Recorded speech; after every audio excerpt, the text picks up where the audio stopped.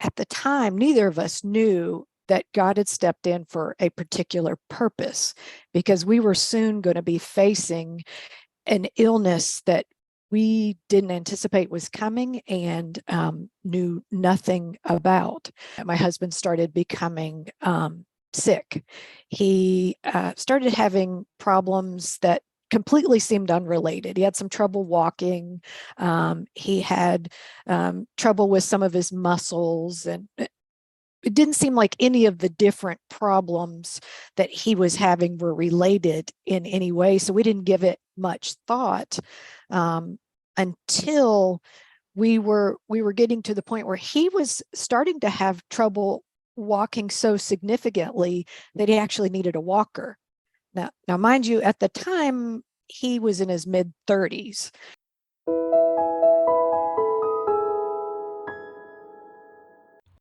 Welcome to Linda's Corner. My name is Linda Bjork, and today we're going to be talking about the challenges of being a caregiver. I'm delighted to welcome Kim Bohannon. Kim is a mom, business professional, volunteer, caregiver, and the author of The Beautiful Destruction of My Life. And I'll include a link to her book in the show notes. Welcome, Kim. I'm so glad that you could join with me today. Thank you, Linda. I'm excited to be here. Thank you. And you are this amazing business professional with this incredible resume, but there's one job that you never applied for, and that is being a caregiver of a disabled veteran. And so would you be willing to kind of share your story and why this matters to you? Sure. So, as you mentioned, it was a journey I never wanted to take. But my story starts out a little bit unique in that at the beginning of our journey, my husband and I were facing a divorce. We were at a point in our marriage. We'd been married more than 20 years. We both had busy careers, had kids, and we had just grown apart.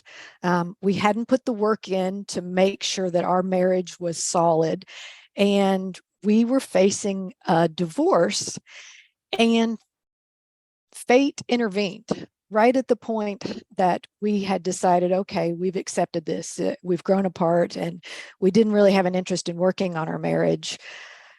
God stepped in and allowed us to rekindle our hearts and gave us an opportunity to rebuild our marriage. But to me, at the time, neither of us knew that God had stepped in for a particular purpose, because we were soon going to be facing an illness that we didn't anticipate was coming and knew nothing about. So after about a 6-month period of counseling, we were very fortunate to find a good Christian counselor that really helped us rebuild our lives and rebuild our marriage.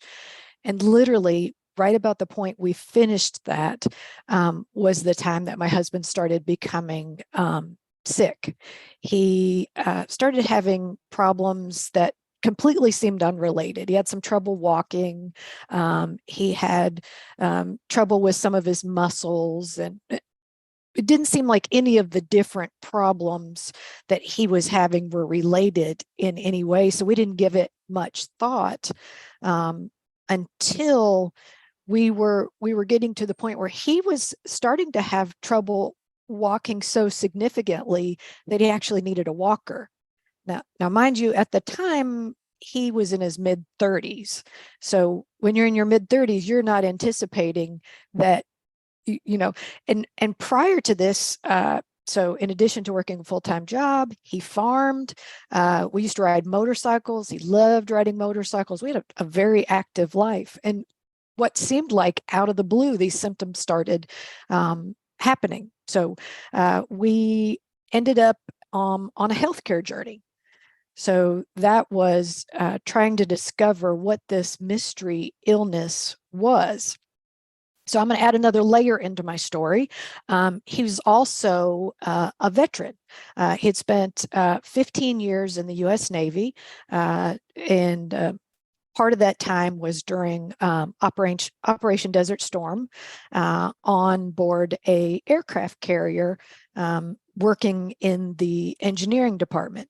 And that's significant because during that time, he had heavy exposure to some particular toxic chemicals.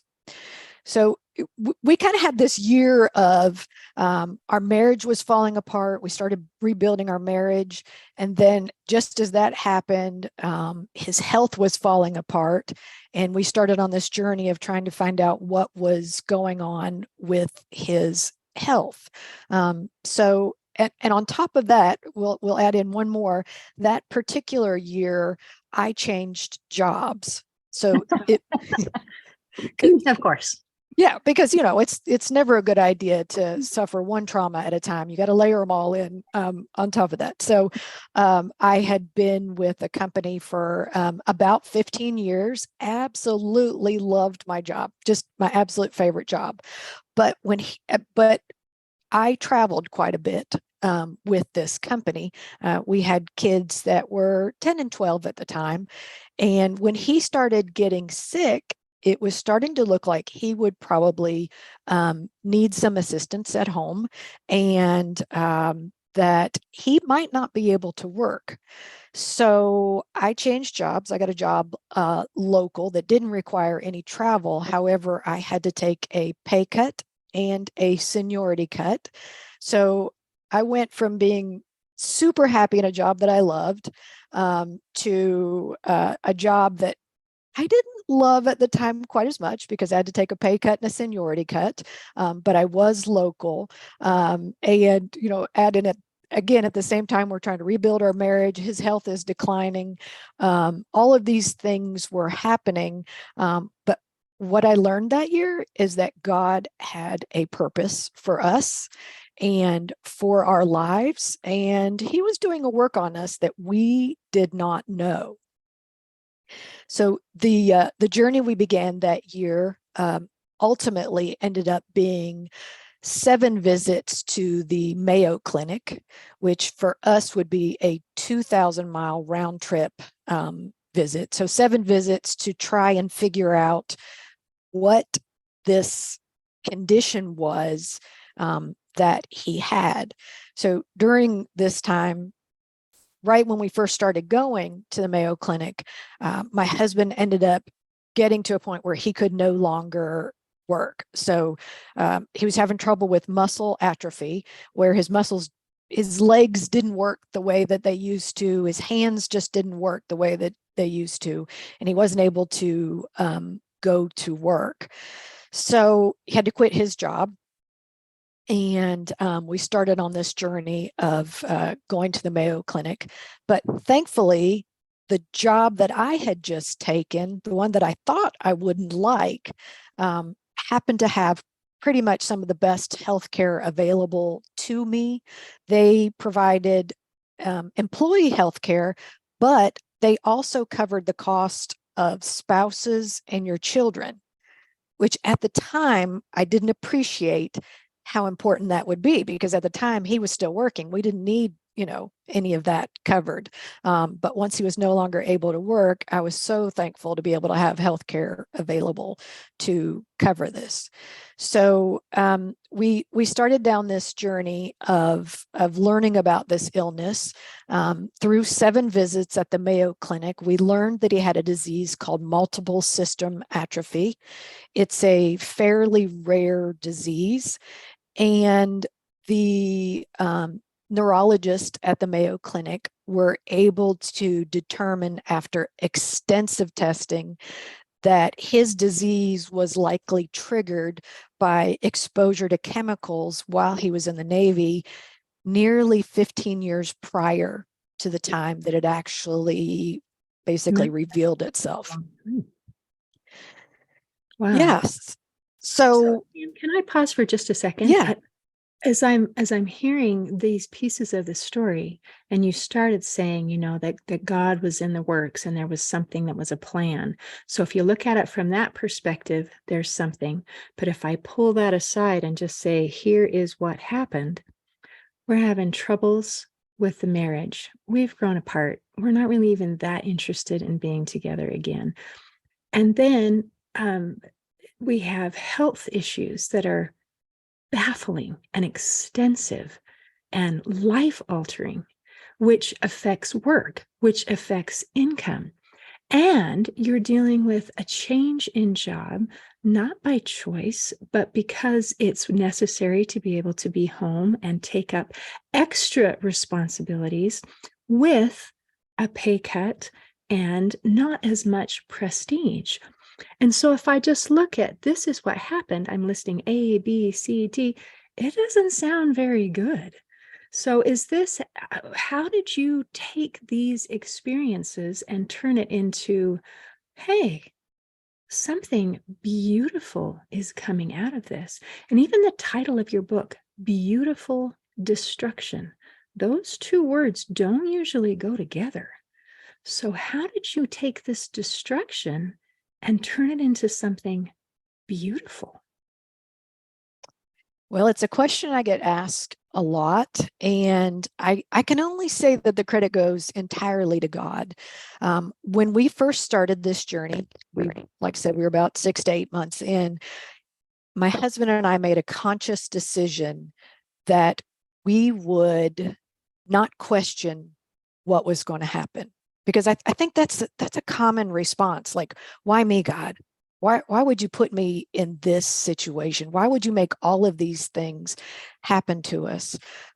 But we just recognized very quickly on that we could look at this. We could either get bitter, which was very easy to do, or we could use this experience as a way to get better.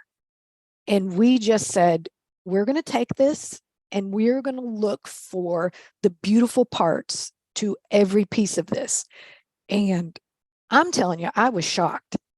For every, what I would say, bad thing that somebody could look at and say, oh, that's terrible, God revealed a gift on the other side of it. Like every single piece of things. Let me give you one small example.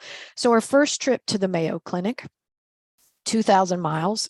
So we already know I've taken a pay cut. My husband is getting ready. He's at the point where he's going to have to stop working. We were not these people that planned ahead and had plenty of savings built up. And, we had, he and I both had good corporate jobs, and we still lived paycheck to paycheck because we were living the American dream, and we wanted to buy now, pay later, and enjoy everything. So we were living paycheck to paycheck. We had not planned ahead. Shortly before we were getting ready to leave for our trip, we were both concerned about how we were going to afford to even take this trip. I had to take 10 days off from a job I had only been at for 6 months. I had no vacation time built up. Went to my boss, explained the situation, and to my surprise, my boss said, we have a vacation bank built up for employees with emergencies. We're going to pay you while you're on this journey. So that was one little blessing. Then my husband's coworkers got together, knew that we were taking this journey, wanted to help us.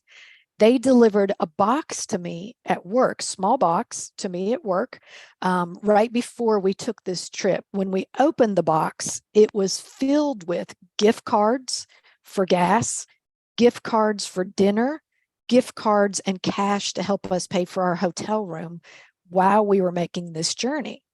And so for every time that I was like, oh, we can't do this, there's no way, God showed me something beautiful and said, just have faith. I will show you that this is possible. And so it's strange to me. Like, we just never allowed it to be a question of how are we going to face this? We knew that there would be a way, but we just made just a very black and white decision that we're just not going to be angry. There are so many people that have it worse than us.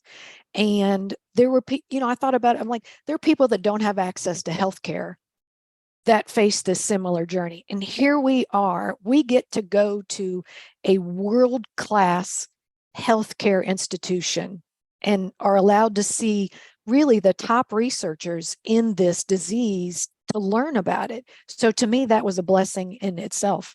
And as our journey went on, it ended up being a 6-year journey. I just made that conscious decision every step of the way. Not going to question. We're just going to move forward. 6-year journey. That's significant. How is he doing now? Well, he passed away in 2016. So he ended up being a 6-year journey with it. When he was diagnosed, the doctors were very honest with us, and we wanted to be informed and educated. So we knew that it was a terminal illness. We knew that there was no cure, and we chose to view it as, what can we learn from this? What can we do to help others during this journey? And, I mentioned that we chose to see the blessings in everything. And one thing I realized later was, as we went to hospitals, and my husband was in the hospital quite a bit and went to doctors, we would often be visited by doctors that had heard he had this rare disease and they wanted to learn more about it. They would say, I've seen this in a textbook, but I just want to meet you. And I just have one question for you. How are you still so happy? Because he kept a really good positive attitude the whole time. And it was an opportunity for him to witness to doctors when you just don't normally have an opportunity to share your faith with healthcare providers and doctors that are just, they're busy. They don't have time to sit and listen to your story. But because he kept this positive attitude, and he decided, I'm not ever going to question. He said, I know that God may not have given me this, but he's allowed me to be in this situation for a reason, and I need to use that. And so we took that approach. Now, I have to tell you though, as a caregiver, I didn't go on this journey nearly as willingly as he did. I don't have the caregiving gene. Like, service is not my love language. I learned about love languages. Service is not it. Words is my love language. Physical touch is my love language. One of these side effects of his disease is that he lost his ability to speak. So I could no longer hear his words. Communication became extremely difficult. So I was forced into a role of service. And for someone who that's not your love language, it's like a foreign concept. Like, I don't even know how to do all of those things. But sometimes I think it was a 6-year journey, because God was like, okay, I'm going to show you, you can do this. I'm going to teach you. And, I'd never been around anyone in a wheelchair before. I had never been around the disabled community. And, all of a sudden, I'm part of that community. I'm caregiving for someone who, towards the end, he had a feeding tube. He was in a wheelchair, unable to communicate, and in the very end, he was bedridden. But it really taught me empathy for what other people are going through. And I hope, if I share anything with anyone listening, it would be just the empathy. You really don't know what other people are facing. I think, a lot of times I kept what I was facing as a caregiver a secret to even some of the people that are closest to me. I didn't tell them about our financial struggles. I didn't tell them that I was sleeping some nights 3 and 4 hours a night and then getting up in the morning and going to work. I didn't want people to, constantly feel sorry for me. Plus, I was trying to keep up this face at work, like, I'm still a professional. I can still hold it together. I can still manage everything. And I was hanging on by a thread. So I kept a lot of these things secret.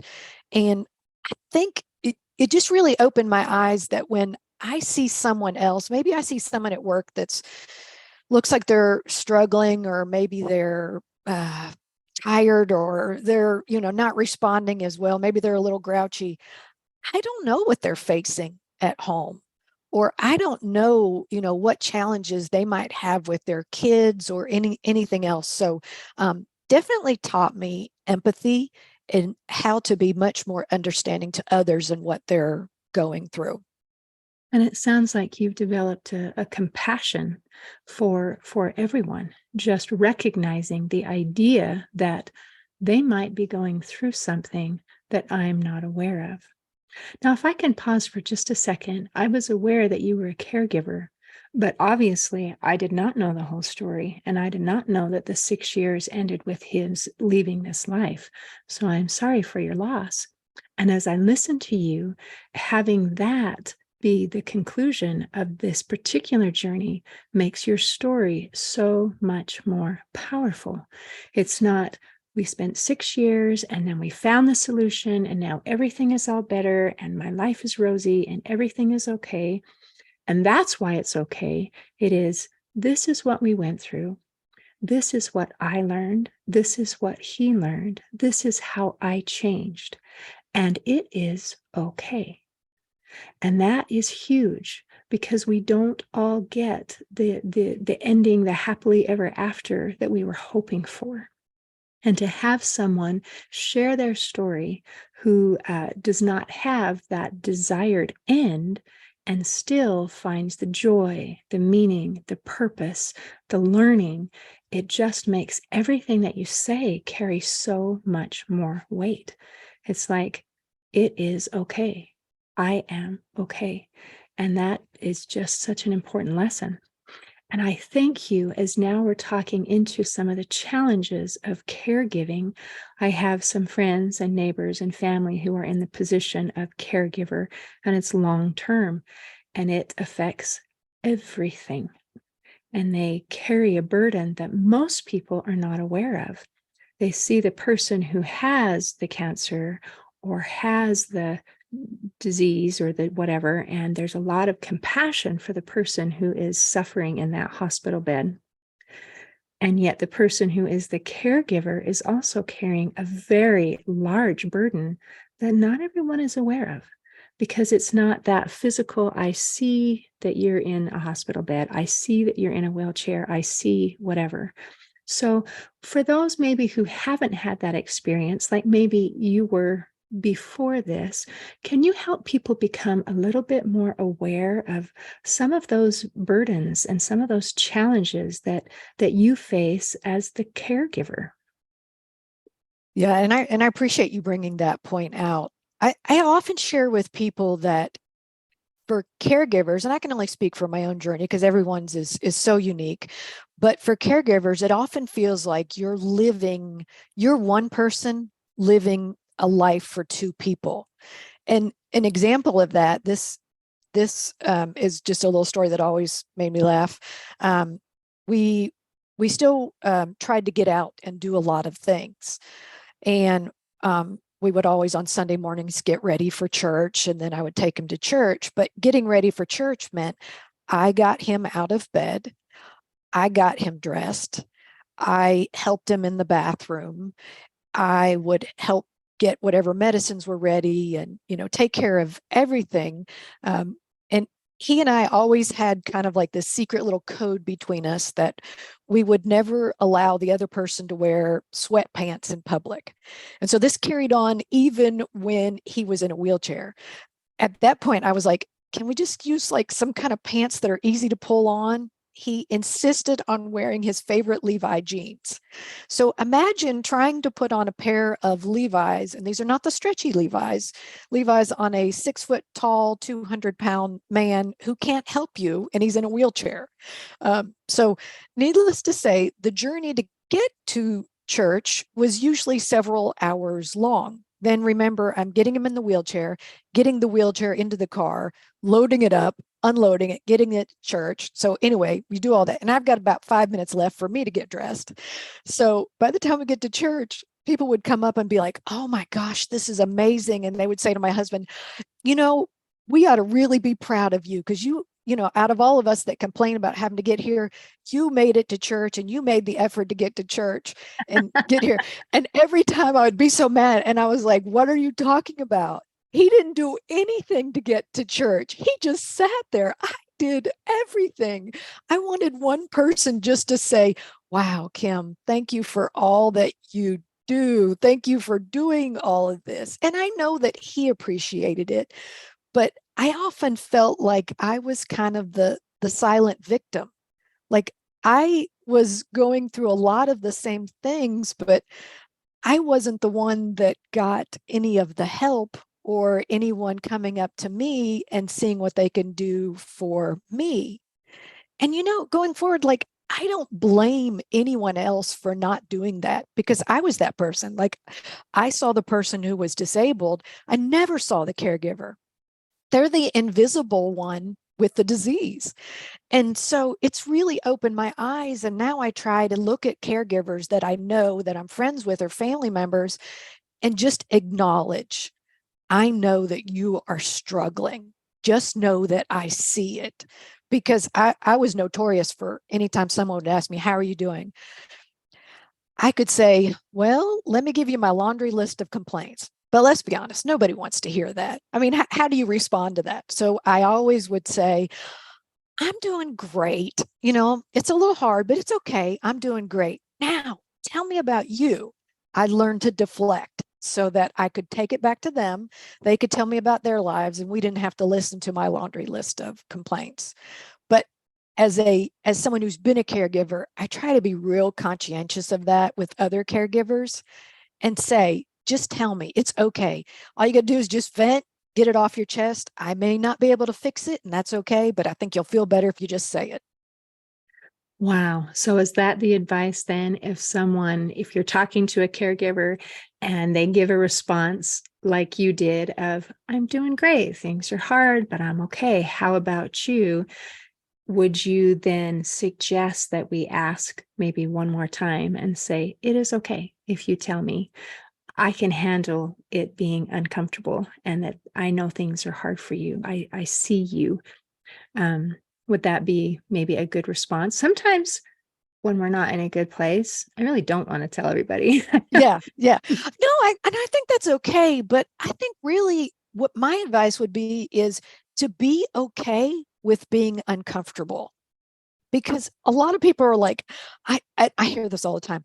I hate to ask how so and so's doing because I don't think they're doing very good. It's like I'm completely okay having every uncomfortable conversation. I've had all of them. So anything anybody asks me now, I'm going to be like, it's really no big deal. So that's what my real advice to everyone is: be okay with being uncomfortable, either uncomfortable having a conversation with someone about how they're doing. You might hear something you don't want to hear, but it's okay. You don't have to fix everything. Just listen. Um, That matters. and yeah, yeah. Like I think we have a natural tendency, like if I ask, I'm gonna have to offer a solution. I don't want you to fix anything. I don't want you to offer it a solution. A lot of times I don't have solutions. I just want somebody to hear it and say, just vent. It's okay. I'm not going to fix it. Just go ahead and vent. Perfect. Perfect. And I think that helps us to be more comfortable, like you said, in hearing something, recognizing we don't have to put our fix it brain on. Mhm. We're just listening. And by listening, we help someone to feel seen and heard. Like what you're doing matters. And I can't fix it. I can't change it. But I recognize that what you're doing is hard and that it matters. Like you said with that comment at church, where someone would say, wow, you're so amazing that you got to church and you got all ready. And you're thinking, no, that's not the way it went down at all. So if we can just see the person and just say, wow, thank you for what you are doing. I see you. I recognize that that's a challenge. And I'm proud of you for being able to do hard things. Absolutely. I think that's it. Just let the caregiver be seen so that somebody notices that they're there and everything that they're doing is not invisible. And that makes all the difference. Well, thank you. Thank you for sharing that. Now, is it okay if we just go quickly? This is a huge topic. You are so amazing. And it's so interesting that you said, my natural tendency is not service. I just want to go to work and do good. And yet, you are all about service and doing good things. And not only are you just a spokesperson for caregivers, but you're also a spokesperson for the elderly and Yes. helping to make sure that they are not taken advantage of financially, which unfortunately happens all the time. So, can you tell us just a little bit about that one? Sure. So I became involved in that through work. One of the things that I do is investigate financial crimes. And I just happened to come across a case where a elderly person had been the victim of about $500,000 in elder financial exploitation. And it opened my eyes to the fact that this crime was occurring. But at the same time, I had just kind of come to my caregiving journey and recognized how difficult it was for persons who were elderly or didn't understand the financial system or didn't have an advocate for them in the disabled community. So, at the time, my husband couldn't speak. So he could easily become a victim of financial exploitation.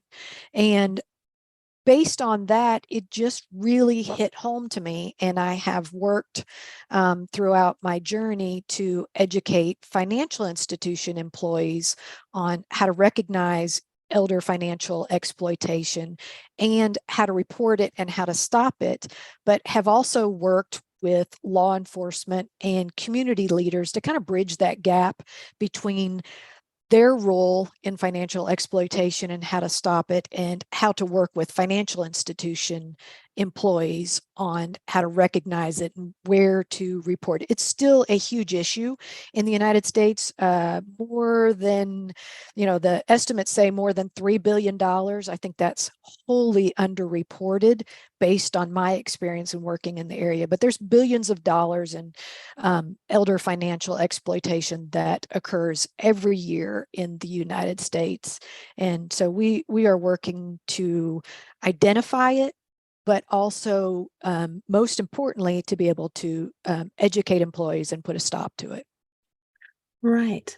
And I appreciate that you're educating employees because, like you said, sometimes being the elderly would be not unlike a person who can't speak when your husband was in Mhm. that situation where it is more realistic to be able to educate the employees, the bank workers, our financial institution people, than it is to try to reach out to the elderly and help them to understand. Not that we don't want to do both, but Right.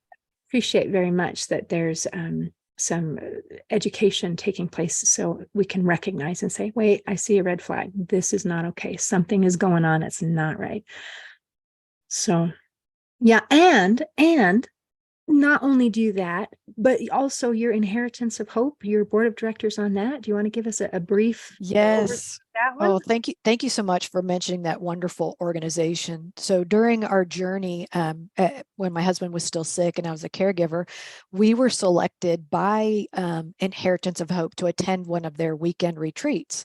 So they, through donations, provide families with a terminal illness the opportunity to spend basically a weekend together. We went to Disney World, and they provided, there's more than 100 volunteers that come out to these retreats, and they basically come in and love on the entire family. They provide counseling, they provide support for the kids. So the kids had other kids that were going through this to spend time with. They had counselors to help them understand grief. And then they give us, just things to do as a family, allow us to bond and spend time together. It ended up being our only vacation we took during that 6-year journey, because they stepped in, they helped push wheelchairs, they made our hotel reservations, they unpacked the car, just all the little things. But this wonderful organization basically was a lifesaver for us. And I have since gone on to volunteer at 2 different retreats for other families who have a parent with a terminal illness. And last year, I joined their board of directors.